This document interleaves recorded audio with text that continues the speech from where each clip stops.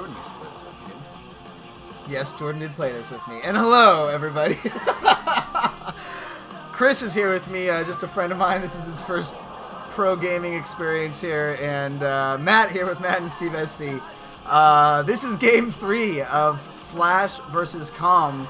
And we are currently at 1-1, which I'm glad because I like exciting series. And Flash losing there really to just a great micro game from Calm. Calm stepping it up from the first game where it was kind of not really that good, and really just doing a great job harassing. So one thing that I have yet to see Flash do is any sort of harassing of Calm yet. I mean, the first game he just pretty much marched out and then just owned Calm because Calm got his Mutalisk destroyed. The second game, Calm was doing the harassing, so I'm just curious, although again, it's really not in Terran's nature to do the harassment, unless it's like a bunker rush at the beginning of the game, which we've seen more common than it used to be against Zerg. Well, I guess I can't say more common than it used to be, because it used to be fairly common as well. But that's really one of the only real Terran harassment moves, where basically the Terran will go and build a bunker right outside the second hatchery of a Zerg, see if they can build it up in time, see if they can take down the hatchery. But I've even that, I mean, I've seen good Zerg players like Jadong and others, you know, really just completely ward off that attack. So here we are, game 3 on Eye of the Storm. Now, this is the first 4-player map that we are seeing here in the semifinals. That camera's going crazy. God, it's like flying from like the floor in one area to the floor in the other. GG, good luck. GG. It's one thing, I know that both of these players certainly respect each other. Flash, generally a very respectful player. We don't see Flash doing a lot of cheese. The same with Calm. Not necessarily not doing cheese, I'm sorry, not doing any sort of ceremonies or bragging or anything like that. One thing that I found really funny that was a recent game between Frozen and Bisu in the Pro League. That and for those that don't know, Frozen's other name is Cute Angel. He's somebody that we always make fun of. Cholera really likes to make fun of him in his commentaries. Not a very good player, but Frozen just owned Bisu and basically went for a double factory rush. Normally you guys hear about a fake double. You always hear about the FD build, and the FD build is where you act like you're going to do a double factory rush, but you don't. Well, Frozen actually went for a double factory rush, which I'd never see. Basically camped a bunch of tanks outside of Bisu's main. Well, that's a Pringles guy. What the crap? What is that? What does that even mean? Somebody likes Pringles. All right. Anyways, and let's just say Bisu was getting so owned that Frozen built about a quarter of a command center in Bisu's base before Bisu GG. So it was quite embarrassing, especially being Frozen. But I always love stuff like that. I think stuff like that's funny. In fact, the Pylon Heart, for any of those who haven't seen that game, that Much did against Firebat Hero, when Much built a heart made of pylons to rub it in Firebat Hero's base, or rub it in Firebat Hero's face, how much he was getting owned. That's really what got me into StarCraft, was when I first saw that and went, okay, that's really badass. He just made a heart out of pylons. That's awesome. Alright, so a 12 hatch, or I guess it could have been an 11 hatch. No, it looks like it's a 12 hatch going out for, yeah, there's not really such thing as an 11 hatch build, so I'm an idiot. Calm going with a 12 hatch. Again, very common on a map like this. You go for the expansion. We're probably going to see gas going up fairly quickly as well. To get that out and going, Flash could definitely expand as well if he wanted to. If he wanted to go for another 18 command center or something like that, there's the gas for Calm going up as well. So I've seen, as I mentioned before, you know, a lot of larger maps that are being played in like the MSL and the Pro League to go for longer games. We usually see longer games on maps like this, and I am expecting to see something like this.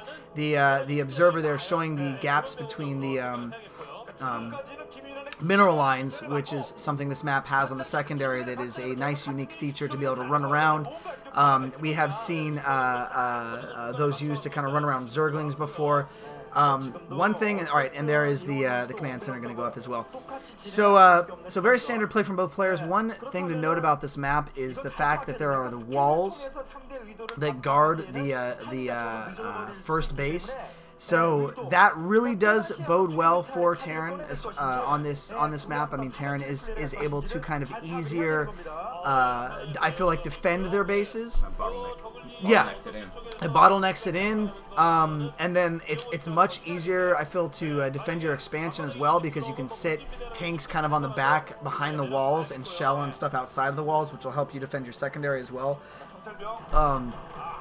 Ooh, scouting probe getting lost for Flash. You don't see that very often. Normally you can keep that alive a lot. That's actually a nice little victory there for Calm, who has his first 6 lings going out there to try to get a scout out.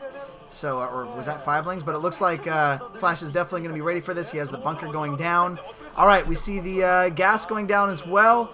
Again, I'm going to assume this is going to be the same kind of openings for both players. I'm assuming we're going to see a Mutalisk opening for Calm, and there's the second bunker going down. One thing I have not seen a lot against Zerg with Terran is a mech build, or even biomech. Most Terran versus Zerg games, and you see a lot of spreading out going on with these lings.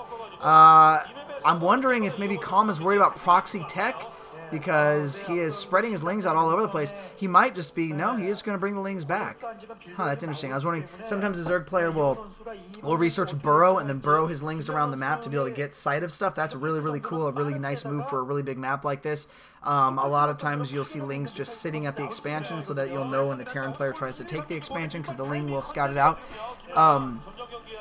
Yeah, not a good idea to try a run by in a situation like this. Those aren't 2 cannons. Those are about 7 Marines that will tear through the Zerglings, so we're not going to see that anytime soon. The Spire is going to be almost up. Again, it's going to be all standard timing, and there's the 3rd base. It's very common to see Zerg take a 3rd base farther away. I don't generally do that, just because it's harder for me to defend that base being farther away, but and a lot of times I get owned, but that's just me. Anyways, let me see here. What I was going to look was the stats up for Eye of the Storm, because Eye of the Storm has been around for a little while here, and I haven't seen a whole lot. Let me see. So it looks like Eye of the Storm is actually around 40% for Terran versus Zerg. So it is actually not Terran favored, interestingly enough. In fact, in both Protoss and Zerg games, it is not favored for Terran. So I might be wrong about... Oh, and there is a run by. I am completely wrong there, folks. Well, actually, no, I'm not wrong. It's just that Flash moved his Marines out. Calm waiting for the perfect time to go in. Flash going to go for a counterattack. Counterattack is going to be countered by these Mutalisks here. A really good move by Calm, I think, being able to take out any reinforcements. Oh, but he's going to lose it. He's losing. Oh, almost loses all the Mutalisks in the away there. I don't know if Calm has any Sunkens up or anything, but Firebat's out by Flash. Very smart move getting the Firebats out. Sunken is going to be up. This counterattack is going to fail by Flash, but Calm is failing at Mutalisk Micro and is losing Mutalisk here fast as well. So Calm able to get a run by. So what happened with that was Flash basically moved out with his Marines, only had maybe 1 or 2 Marines in that bunker, which was the perfect time for Calm to run by and go in there. Unfortunately for Calm, he did not get almost any harassment at all. He was not able to kill, if any, SCVs at all. I don't think he was, and was only able to kill a couple of reinforcing Marines. So at this point, Flash, if he wanted, if he knew, if he scanned it, could go up to the top left base to the 11 or 10 o'clock over there and just completely maul it right now. Flash is not going to be able to make an attack, though, and we're kind of going to go into the usual Mutalisk and Marine dance here in midfield. But good job by Flash, I think, choosing to go for the counterattack.